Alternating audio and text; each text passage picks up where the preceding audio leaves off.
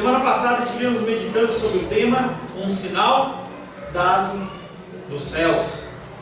Como uma confirmação divina ao chamado de Cristo, o Espírito Santo em forma de pomba desce sobre Jesus no momento do seu batismo nas águas e sobre ele permanece. O versículo da semana passada, João 1,33, eu não conhecia, João Batista falando, eu não conhecia, mas aquele que me enviou para batizar com água disse-me, aquele sobre quem vires o Espírito descer e permanecer é o que batizará com o Espírito Santo. O Espírito Santo que é muito mais do que eu falar em línguas, muito mais do que eu sapatear, dançar, cair e todas as manifestações espirituais das quais eu não cancelo nenhuma. Nós cremos na contemporaneidade dos dons. O Espírito Santo ele age sobrenaturalmente hoje ainda. Tá? Tem pessoas que tiram esse poder do Espírito Santo nos dias de hoje. Eu creio que o Senhor cura, eu creio que o Senhor ele batiza com o Espírito Santo nas suas diversas formas, algumas que os homens entendem, outras que os homens não entendem. Creio em profecia, creio em todas essas coisas, mas esse Espírito Santo ele é isso e muito mais. É o Espírito Santo que muda, que transforma, que convence, que gera no teu coração algo novo. Todos que nascemos em Cristo temos esse selo. E quando eu me converti, eu achei que eu só receberia o Espírito Santo quando eu fosse para o monte, quando eu orasse muito, quando eu fizesse alguma coisa assim extraordinária. Aí o Senhor iria olhar para mim e falava assim, agora sim, ele já está num ponto, ele já está num nível. E aí o Senhor me concedia algo extra, como se eu fosse merecedor, eu pudesse fazer alguma coisa para receber o dom do Espírito Santo.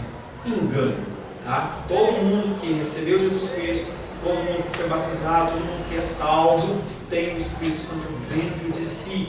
E o Espírito Santo, da mesma maneira que habitou sobre o Senhor Jesus de maneira permanente, também ele não fica passeando. Ele entrou na sua vida e ele não sai nunca mais. Você pode entristecê-lo com as suas ações, com as suas palavras, com os seus pensamentos, com as suas omissões, mas ele continua em você. Tudo isso com o objetivo: transformar você a um ser que seja igual em imagem e semelhança ao Senhor Jesus. Começa agora um novo ciclo. Jesus Cristo, que é aquele que tem a primazia, ele passa na frente de João Batista e ele começa a levantar, começa a regimentar os seus discípulos. Discípulos que logo depois se tornam apóstolos. E aí você tem que entender que para uma pessoa ser um apóstolo, primeiro tem que ser um discípulo. Ele tem que ser servo. Ele tem que aprender que há coisas que precedem você simplesmente falar eu sou cristão. Hoje a gente vê as pessoas falando eu sou cristão, mas não agem como.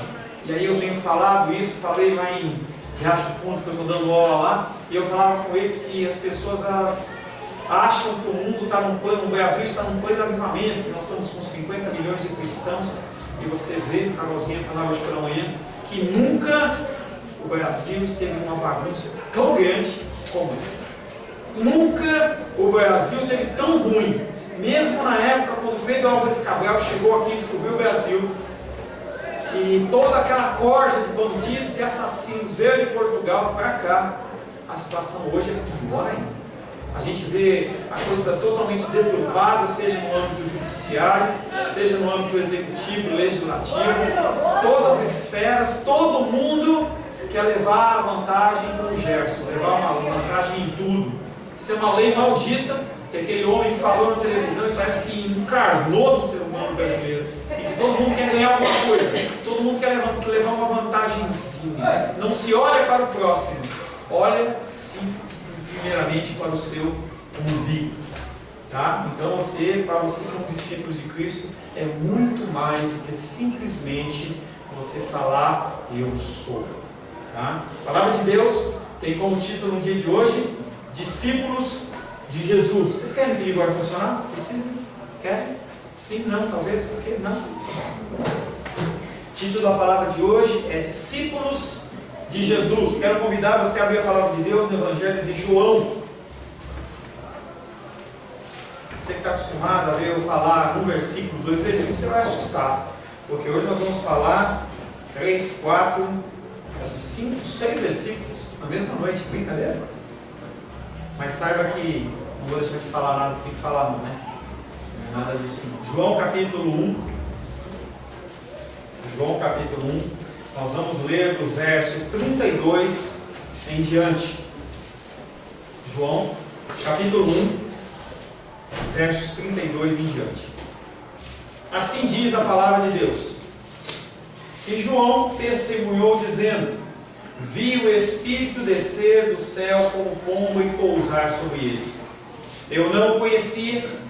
Aquele, porém, que me enviou a batizar com água, me disse: aquele sobre quem vires descer e pousar o Espírito, esse é o que batiza com o Espírito Santo. Pois eu de fato vi e tenho testificado que ele é o Filho de Deus. No dia seguinte, estava João outra vez na companhia dos seus discípulos. E vendo Jesus passar, disse: eis o Cordeiro de Deus. Os dois discípulos, ouvindo-o dizer isso, seguiram Jesus. E Jesus, voltando-se e vendo que os seguiam, disse-lhes: que buscais? Disseram-lhe: Rabi, que quer dizer mestre, aonde assistes, ou onde moras? Respondeu-lhes: vinde e vede. Foram, pois, e viram onde Jesus estava morando, e ficaram com ele aquele dia, sendo mais ou menos a hora 10ª. Era André, o irmão de Simão Pedro, um dos dois que tinham ouvido o testemunho de João e seguido Jesus. Ele achou primeiro o seu próprio irmão, Simão, a quem disse: achamos o Messias, que quer dizer Cristo, e o levou a Jesus.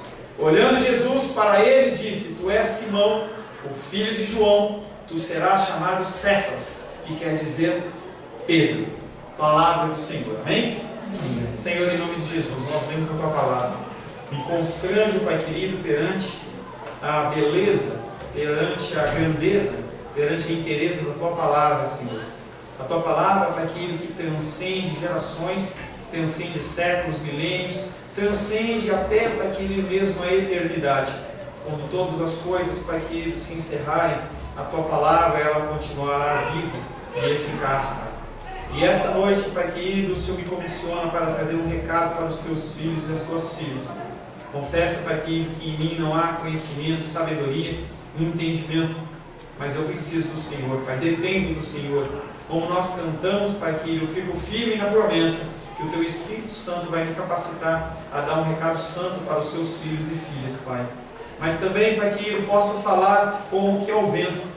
Se o Senhor, através do teu Espírito, não agir nos corações dos que estão aqui, dos que estão, Pai querido, nos ouvindo pela internet, peço ao Senhor que o Senhor abra o entendimento, que as escamas caiam dos olhos, Pai, que os ouvidos sejam abertos e o Senhor seja glorificado através da exposição da tua palavra. Em nome de Jesus. Amém. O primeiro versículo que nós vamos ministrar está em João capítulo 1, verso 34. E eu o vi e testemunho que ele é o Filho de Deus. João Batista falando. E eu o vi e testemunho que ele é o Filho de Deus. João deixa um testemunho cumprindo assim a sua própria missão. João Batista tinha uma missão. Eu tenho uma missão. Você tem uma missão. E nós temos que cumprir a missão que nos foi determinada. O testemunho dele é a missão dele.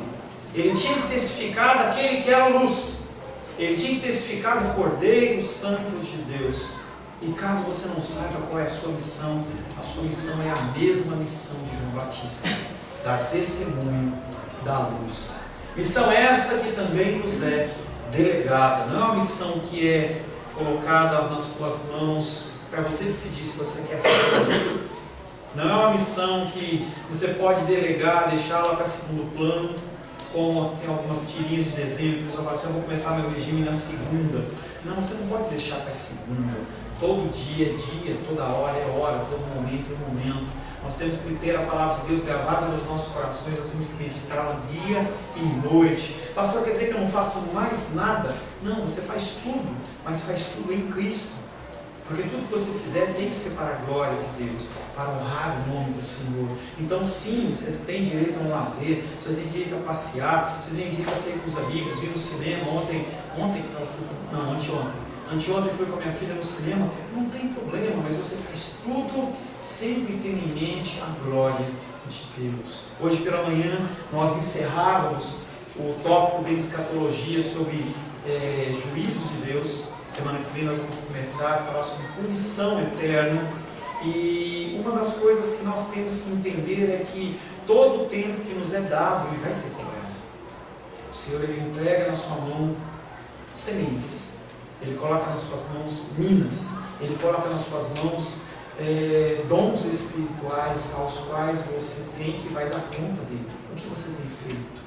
O que você faz? O que você faz com as suas finanças? O que você faz com o seu tempo? O que você faz com as coisas que são depositadas nas suas mãos?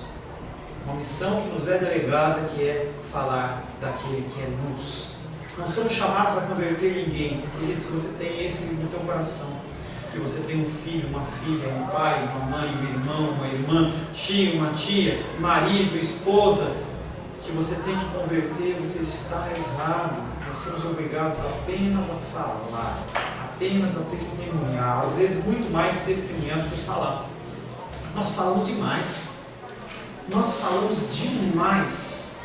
Tem uma frase que eu quero brincar com a minha filha, não sei se você é das antigas, você vai saber disso aí. Fala mais do que o homem da cobra. Gente, a gente fala, mas as pessoas olham para nós e não veem em nós tudo que nós falamos. Já falei para vocês uma vez em que Gandhi, ele, quando evangelizado, e ele foi evangelizado, ele falou assim: é muito bonito o cristianismo, mas eu queria que vocês vivessem o que vocês falam. Como vocês não vivem o que vocês falam, eu vou continuar com a minha religião, entendeu? Porque nós falamos demais. Jesus, ele é o Filho de Deus, porque o Pai o gerou, comunicando-lhe sua própria vida, através do Espírito Santo. O Espírito Santo, ele é aquele que dá vida. O Espírito Santo, quando ele entra na sua vida, ele renova o seu espírito, permitindo que o seu espírito tenha contato com o Pai. É uma coisa estranha, talvez aos seus ouvidos, mas uma pessoa que não tem Deus, uma pessoa que não tem Cristo no coração, ela vai levantar as orações dela, e as orações dela não vão chegar a lugar nenhum, porque o único caminho a Deus é Jesus Cristo. E esse caminho é o Espírito Santo. Ele pega as nossas orações que vêm todas sujas e manchadas, os desejos do nosso coração, porque Tiago diz que nós pedimos mal, porque nós queremos satisfazer o desejo do nosso coração, que é pecaminoso. O Espírito Santo, ele pega aquela oração que você faz toda contaminada, e ele dá aquela limpada, purifica e leva ao altar do Senhor. Ontem estava vendo um filme com a Luísa, ela estava assistindo lá do Mágico de Oz. E aí, numa certa cena do filme lá, tem uma bolha que protege uma cidade. E aí a feiticeira do bem, se é que existe isso, fala assim: mas você não se preocupa não, porque as pessoas que têm um coração bom, elas passam facilmente. E ele ficou apavorado, porque ele sabia que ele era cheio de rolo. Mas aí ele passou, aconteceu alguma coisa lá, porque ele tinha um coração bom. O Espírito Santo, ele pega as nossas orações e transforma, através de gemidos inexprimíveis, algo que seja colocado nos pés do Senhor. Ele é Deus na terra, Jesus Cristo, o projeto divino feito realidade humana. Um projeto que começou no nosso tempo cronológico, na criação do cosmos. Quando você olha lá em Gênesis, capítulo 1, verso 1, e Deus criou os céus. Céus não quer dizer o céu que a gente enxerga, quer dizer céus, cosmos. Está falando sobre o universo, as estrelas, constelações, sobre a caixona, entre aspas, onde Deus habita, onde Deus apoia os seus pés. Isso é cosmos. Esse projeto começou lá, mas ele foi contaminado, ele foi maculado pelo ser humano, pelos anjos que caíram. E aí o Senhor Jesus Cristo, ele é aquele que vem cumprir, ele é aquele que vem fazer com que o projeto divino ele seja restaurado, novos céus, novas terras e pessoas transformadas. Você não vai ser transformado totalmente aqui na terra. Você vai carregar esse pecado, você vai carregar isso por toda a sua vida. Você tem o objetivo e tem o propósito de você melhorando, mas não quer dizer que você vai atingir isso. Apenas no fim dos tempos, quando o Senhor fizer a obra dele final e transformar o seu corpo corruptível em corpo incorruptível, você vai poder estar presente na frente do Senhor, na frente de Deus.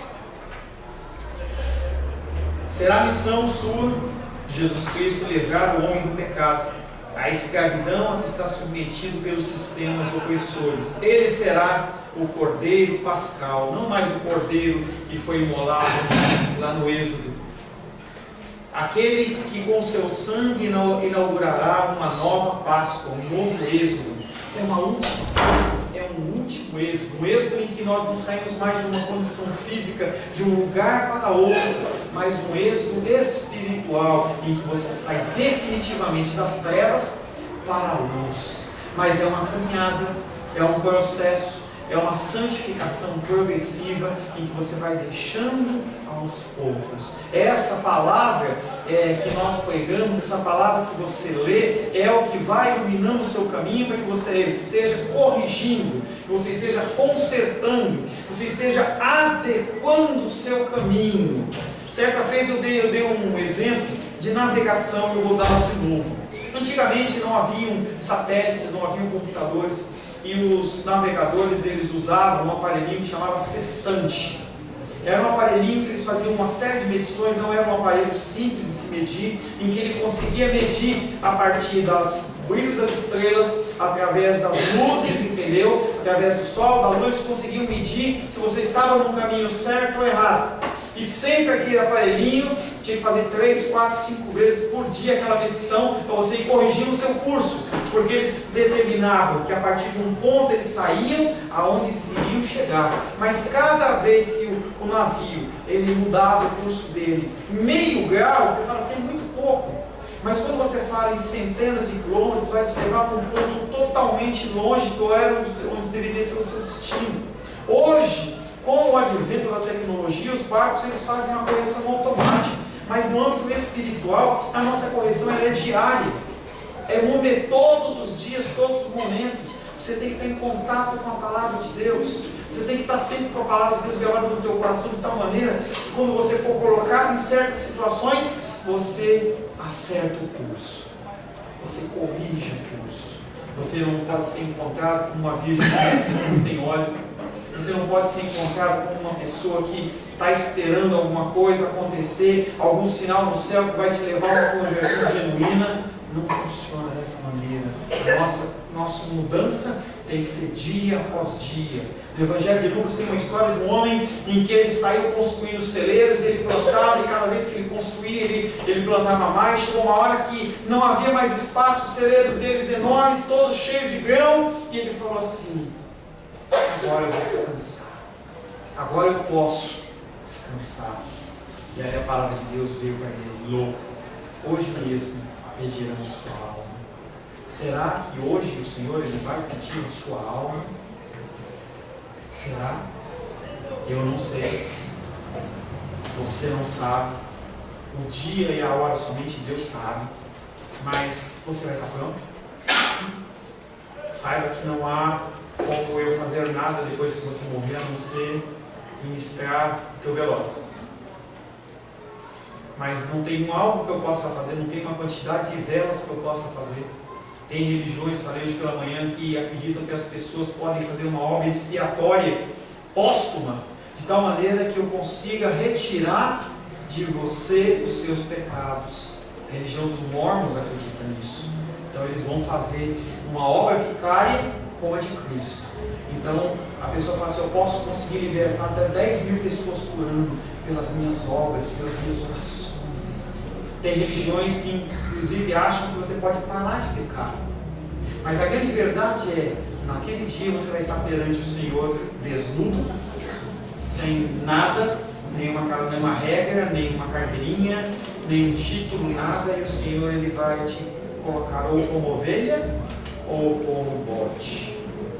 Jesus Cristo ele é o Cordeiro Pascal, aquele que com o seu sangue inaugurará a nova Páscoa, o novo Êxodo, a nova aliança, uma aliança que existe através de uma nova interpretação da lei. Jesus é quem constituirá a nova comunidade humana, ele é o alicerce. Nós temos que construir a nossa fé em cima de Jesus Cristo. Não construa a sua fé em cima da minha vida, em cima da vida da Rosângela, em cima do meu casamento, em cima da minha família. Não construa o teu cristianismo em cima da vida de pessoas. Foi isso, como em São Paulo, com o meu pastor. Ele falava assim: não sigam homens, sigam Cristo. Acreditem em Cristo. Os homens, eles decepcionam. Os homens mentem. Os homens enganam.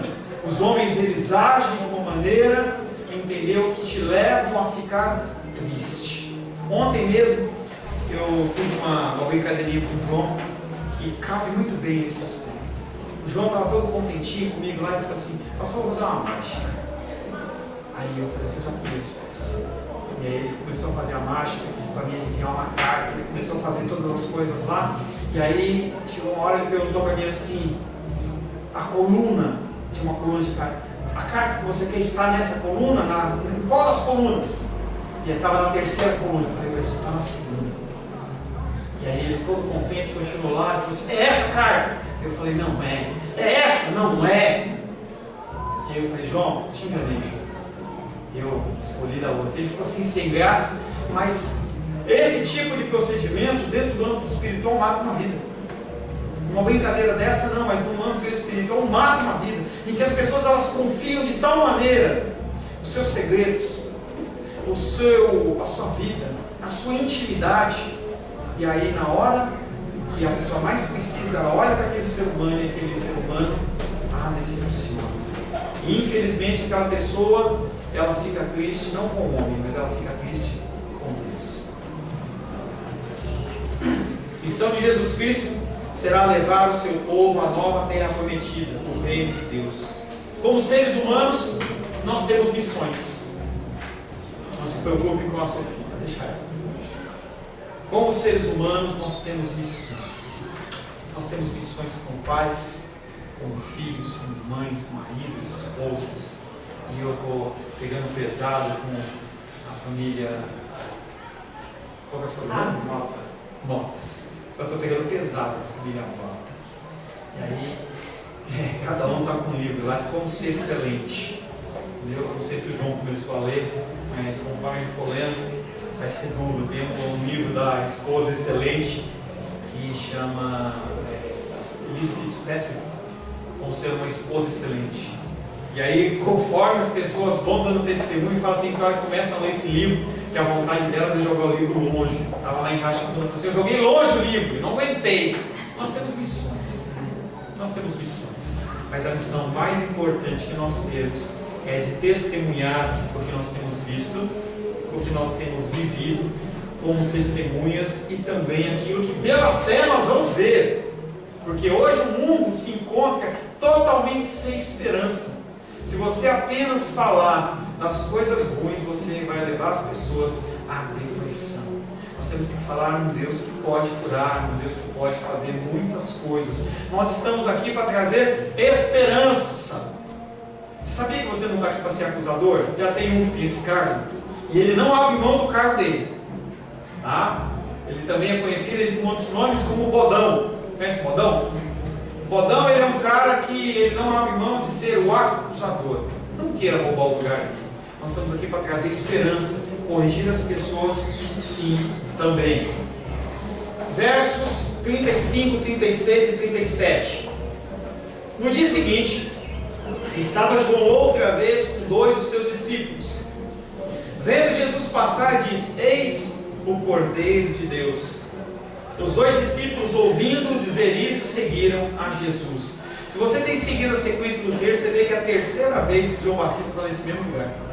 Na primeira vez ele é questionado pelos fariseus, ele é questionado pelos religiosos. Na segunda, ele reconhece em Cristo aquele sobre a qual a pomba parou. E agora ele está mais uma vez nesse lugar, um lugar especial. Esse é um lugar que marca espiritualmente também o fim do ministério de Jesus Cristo. Permanece ali enquanto dura a sua missão. E aí, uma característica daquele que é discípulo: ele permanece.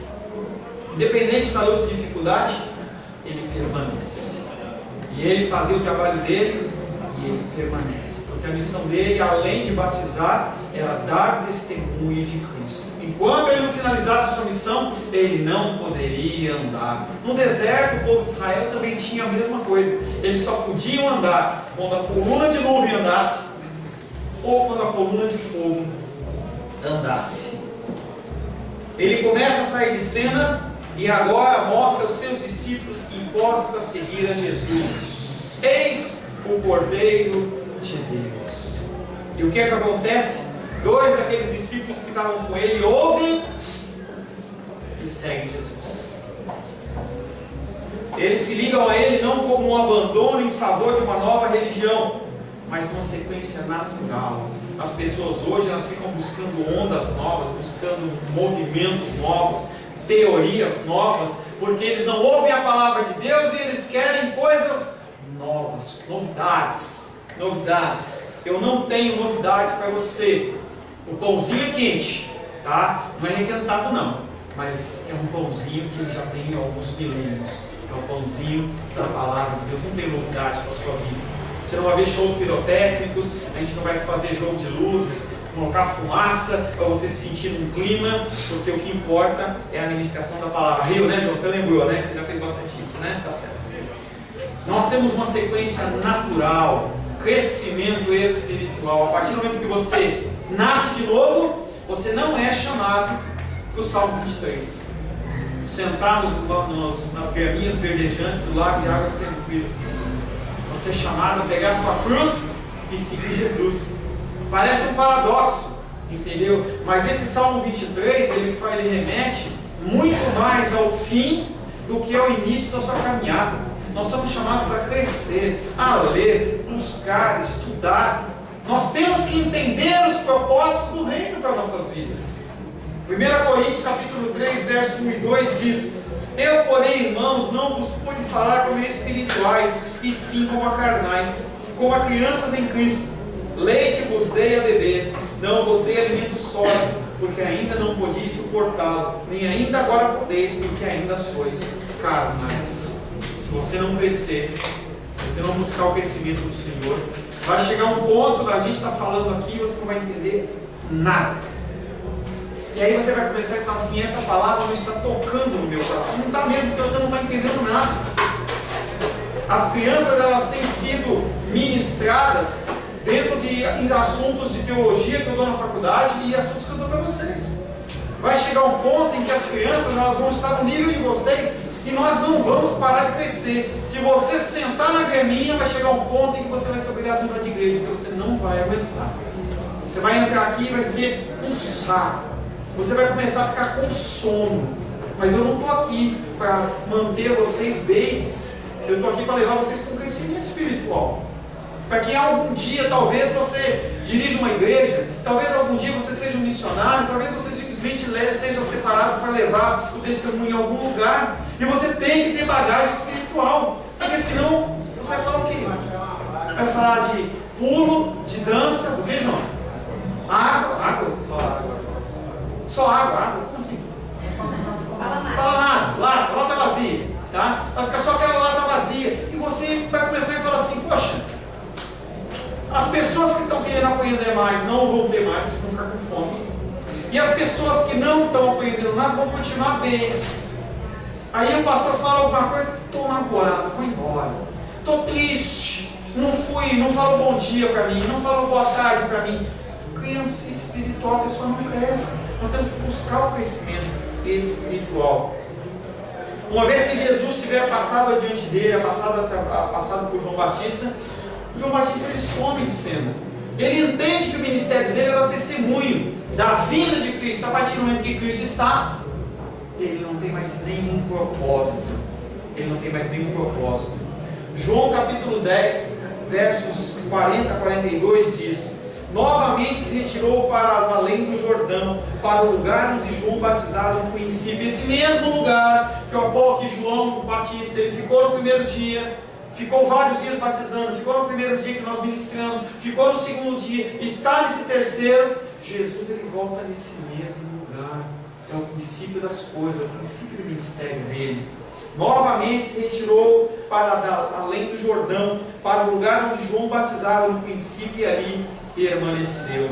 E iam muitos ter com ele e diziam: realmente João não fez nenhum sinal, porém tudo quanto ele disse deste homem era verdade, e muitos ali creram nele. Sua função é dar testemunho. João Batista, ele fez essa função com excelência. Ninguém olhou para ele e falou assim: você é demais. Pelo contrário, olhava, esse cara é louco.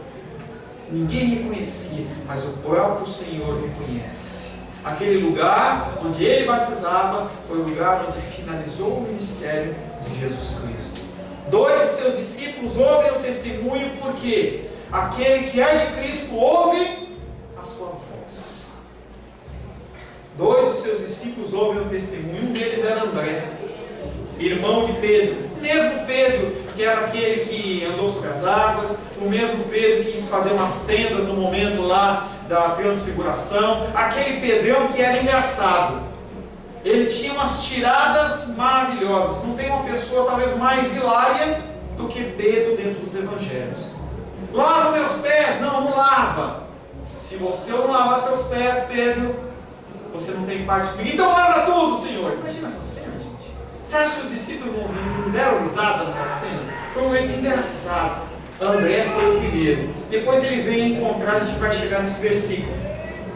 Mas primeiro é André, e o segundo, provavelmente, apóstolo João.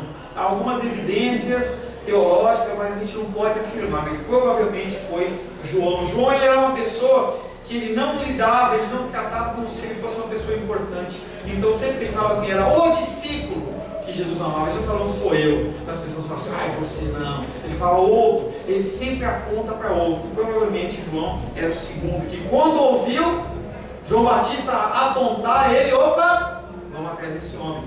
É momento da mudança. Jesus se põe adiante de João Batista e toma o lugar que lhe corresponde por direito. João fica para trás. O Messias, sabem eles, inaugurará a nova Páscoa, o novo êxodo, a nova aliança. Não há motivo nenhum para eles continuarem com João Batista. Eles vão seguir aquele que tira o pecado do mundo. A reação dos discípulos não demorou. Não foi uma coisa para assim, daqui a pouco. Olha, deixa eu ficar mais velho. Deixa primeiro eu fazer isso, fazer aquilo outro. Não, os discípulos assim, vamos agora. É naquele momento, vamos. E eles foram, mostrando que eles tinham compreendido a mensagem de João Batista, que era de apontar Jesus Cristo. João Batista tinha de si mesmo o precursor daquele que vem, e ele abre mão facilmente dos seus discípulos. Hoje, há dificuldade. As pessoas elas querem manter as pessoas junto delas, porque se eu não tiver um ministério grande, não é legal. 10 dias atrás, pastor Pedro lá do Episcopal, ele liga para mim e fala assim, olha, eu estou enviando uma ovelhinha para você. Ela morava em Águas Lindas, e agora ela mudou para o Guará. Ela estava preocupada, Águas Claras, desculpa, Águas Claras. E ela está preocupada onde congregar. E aí ele falou para mim assim, você não precisa vir para Taguatinga não.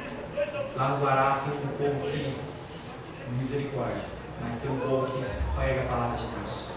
Ele poderia ter agido como um ser humano normal. E aí você vê que a característica do pastor Pedro, ele é uma característica de um servo de Deus. Ele não está preocupado em, ele tem que ficar comigo, tem que ficar comigo, tem que ficar comigo. Não, ele aponta, tá?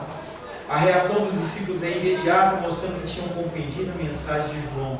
João Batista tinha em si como precursor, e a partir do momento em que ele vê Jesus Cristo, ele fala, esse é o Cordeiro de Deus, em que os homens o seguem.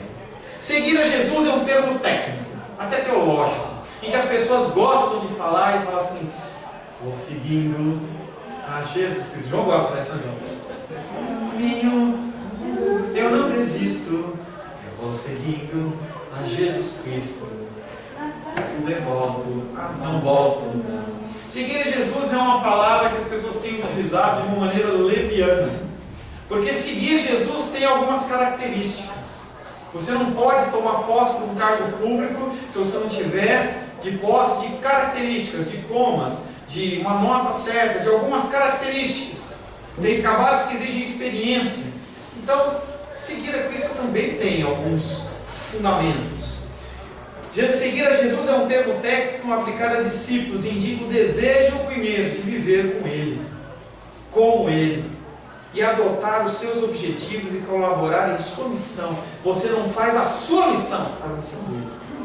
Você colabora não na sua missão, mas na missão dele. Você não vive do jeito que você quer, você vive do jeito que Ele quer. Ele é o teu espelho. Ele é aquele que você olha e fala assim, eu tenho que ser aquele padrão. O apóstolo Paulo ousou falar assim, sejam meus imitadores. Pode ser que chegue um ponto em que você olha para uma pessoa e fala assim, olha, você não sabe o que fazer? Me imita. Me imita. Será que você tem coragem de fazer isso? Olhar para uma pessoa e falar assim, olha, você quer ver, saber como é que é ser cristão? Me imita. Eu não tenho coragem de fazer isso. Tá? Mas João Batista, ele aponta para esse homem. O apóstolo Paulo fala, me segue, faz como eu faço, que é igual esse cara faz. Seguir Jesus Cristo significa primeiramente ver, reconhecer em Jesus o Messias. Você olha as coisas que ele faz, você olha o procedimento dele, você olha como ele faz, você o vê. Segundo, você permanece, e nós estamos falando em comunhão. Esses discípulos, nos versículos que nós vamos ver na sequência, você vai ver que eles não estão passando com Jesus, não estão ficando com Jesus. Nem sei se o termo dos adolescentes hoje ainda é esse, mas eles não estão ficando, eles permanecem, eles estabelecem comunhão. E depois disso eles vêm, permanecem e eles testemunham o que eles veem, o que eles ouvem e o que pela fé eles creem. 3 características de discípulos de Jesus: ver, permanecer e testemunhar. João capítulo 1, verso 38 e 39 diz: E Jesus, voltando-se e vendo que o seguiam, disse-lhes: O que estás procurando? Jesus Cristo é mestre com essas perguntas, hein? O que estás procurando? Eles responderam: Rabi, que significa mestre. Onde estás morando? Ou onde estás permanecendo? Porque ele não tinha onde repousar a cabeça. Então, muito mais do que morando, a palavra certa seria onde você está permanecendo. Onde você está assistindo, que a versão da Almeida Revista Atualizada fala. Onde você está ministrando. E ele lhes disse: Vinde e vede. Então eles foram e viram onde Jesus estava morando ou permanecendo, e ficaram com ele aquele dia, e era a hora 10ª. Hora 10ª, eu já falei para vocês, você soma 6, hora 10ª fica 16 horas, 4 horas da tarde aproximadamente. Jesus, primeiramente, você tem que entender que ele sabia que estava sendo seguido, não era uma coisa que ele ouviu, um barulho, ou ele foi assustado, nada, ele sabia que aqueles homens, entendeu, o estavam seguindo, porque era a proposta dele, era a proposta daqueles homens o seguirem. E ele volta, olha para aqueles homens e pede para dizer o que está na mente deles, levando-os a pensar sobre o que eles realmente querem na vida. Olha para aquele homem e fala: o que vocês estão procurando? O que você está procurando de Jesus Cristo? O que você quer seguir a Cristo? Uma cura? Ter um bom emprego? Família legal? Saúde? Você quer ser conhecido? Cuidado com o que você deseja.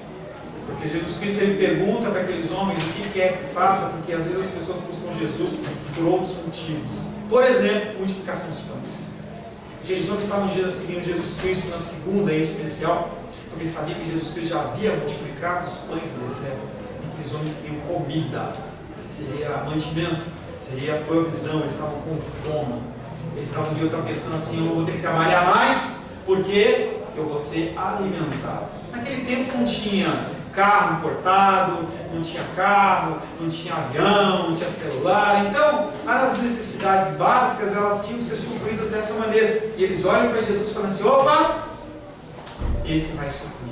Então Jesus Cristo olha para eles: o que vocês estão procurando? Ele faz também essa pergunta numa condição também bem interessante, em Lucas 18, 41, quando ele está ministrando para o cego, e o cego olha para ele e fala assim: o que queres que eu te faça? Parece uma pergunta doida, né?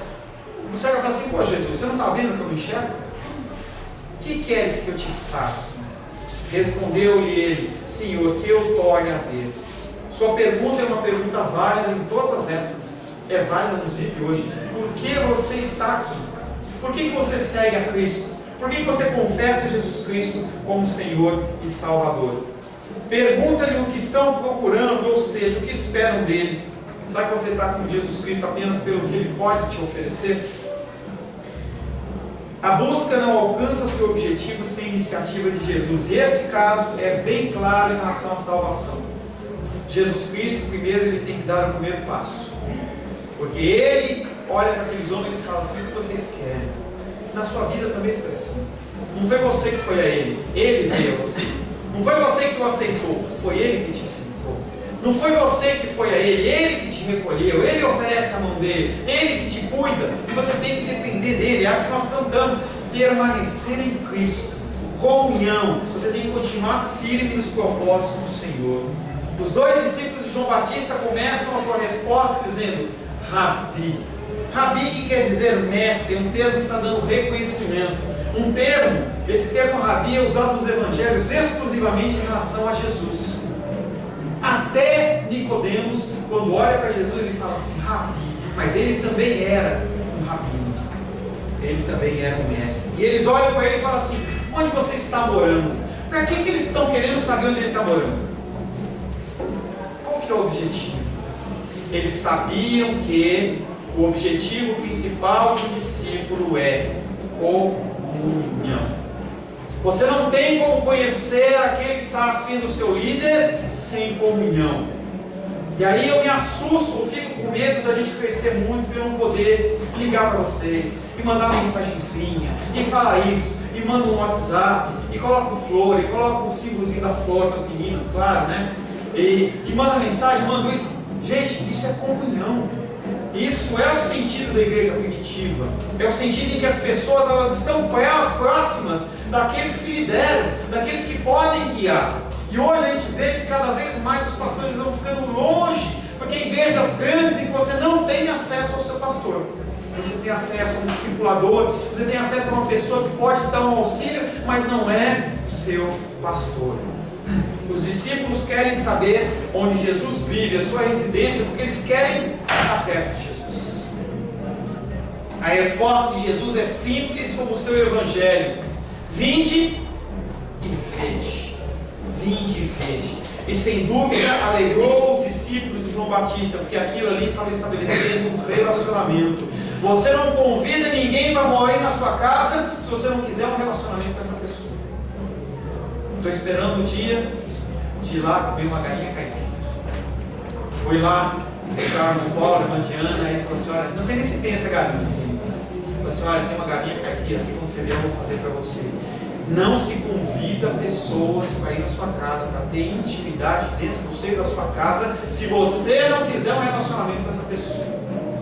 Se você não tem Jesus Cristo como uma pessoa íntima a você, ele vive de uma maneira longe de você. Longe, longe, longe, longe. E aí você tem contato com ele porções, em momentos da sua vida, em momentos, e as pessoas normalmente, quando tem alguma dificuldade, vão a Cristo. Quer ver um cristão estar na igreja? Está com problema de doença, está com problema financeiro. Aí a pessoa encontra o caminho. Mas é assim mesmo. E Jesus Cristo não tem nenhum problema em relação a isso, contanto que você aprenda e você cresça. É na comunhão que os discípulos acharão a resposta à sua busca. O que mostra que tal pedido era exatamente o que Jesus Cristo esperava que eles falassem. Onde você mora, Jesus? Nós queremos conhecer mais de Ti. Para o discípulo, a primeira coisa a fazer é entrar no campo onde ele está, o Mestre está.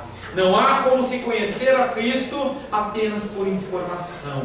Jó aprendeu isso de duras penas. Jó 42, versos 5 e 6 diz: depois de todas aquelas lutas, de todas as dificuldades, ele olha para Deus e fala: Deus, eu te conhecia de ouvir, mas agora os meus olhos te veem. E aí a única consequência quando você realmente encontra esse Deus, não é se exaltar, não é dar abraços de júbilo e alegria, mas é você olhar e ver quão miserável você é. E aí Jó olha para Deus e fala assim: como eu estou te vendo, como você é, eu me abomino e me arrependo no pó e na cinza. Aqueles discípulos passaram o resto do dia com ele, das 4 horas da tarde em diante, o início de um relacionamento que nunca mais acabou. Feche seus olhos.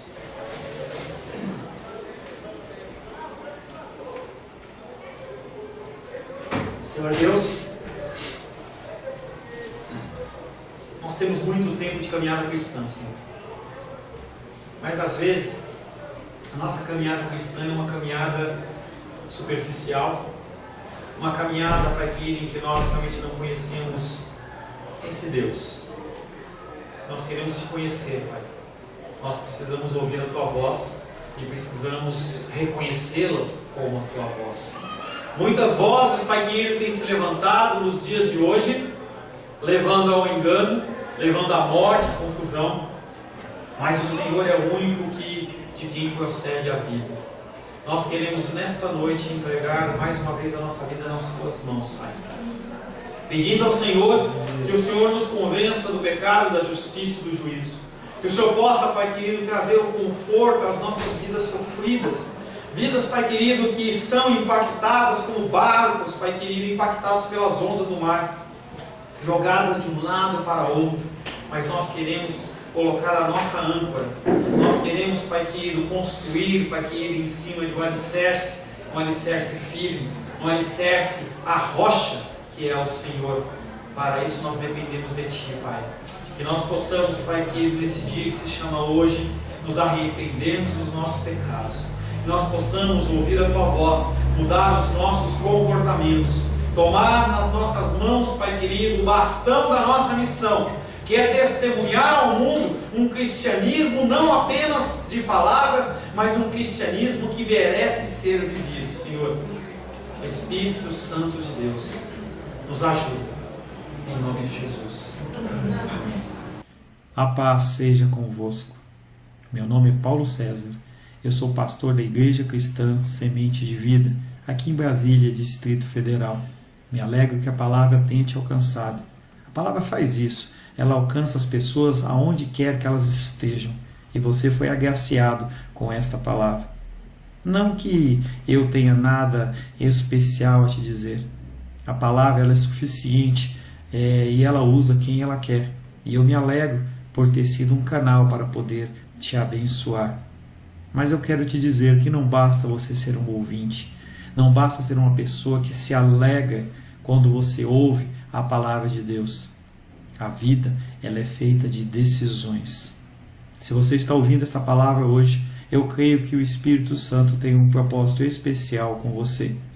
Muito mais do que prosperidade, muito mais do que uma cura física, uma cura emocional ou espiritual, Ele quer te alcançar para a vida eterna. Nós investimos nosso tempo, nós investimos as nossas forças em coisas terrenas, mas o Senhor ele tem muito mais a oferecer. Ele tem sim para você a cura, Ele tem sim para você a prosperidade, mas Ele tem muito mais que isso. Submeta-se a um Deus que Ele é capaz de mudar e transformar a sua vida por completo. Creio que o Espírito Santo ele é capaz de tocar o teu coração. Quero pedir que você curve a sua cabeça. Senhor, em nome de Jesus, coloco na Tua presença essa vida que ouve esta ministração, que ouve esta palavra. Pai, eu não tenho capacitação nenhuma, mas o Teu Espírito ele é capaz sim de tocar nesta vida, gerar nela mudança, transformação, arrependimento, e que ela possa simplesmente bater no peito, convencendo-se que é pecadora e que precisa de um Deus salvador. Não há um caminho a Ti, meu Deus, que não seja através de Cristo. E eu lhe peço, Pai querido, que você alcance essa vida e Ele possa sim tomar uma decisão pessoal pelo Senhor, em nome de Jesus. Amém. Amém, meu querido. Amém, minha querida. Fico contente que você esteja ouvindo essa ministração até o fim. E peço que você não se limite a ouvir os cultos pela internet. Você procure perto da sua casa uma igreja, um lugar que proclame a palavra do Senhor. Eu oro para que o Espírito Santo te direcione nessa busca, porque muita coisa tem sido oferecida que não é o Evangelho. Eu abençoo a sua vida em nome de Jesus. Amém.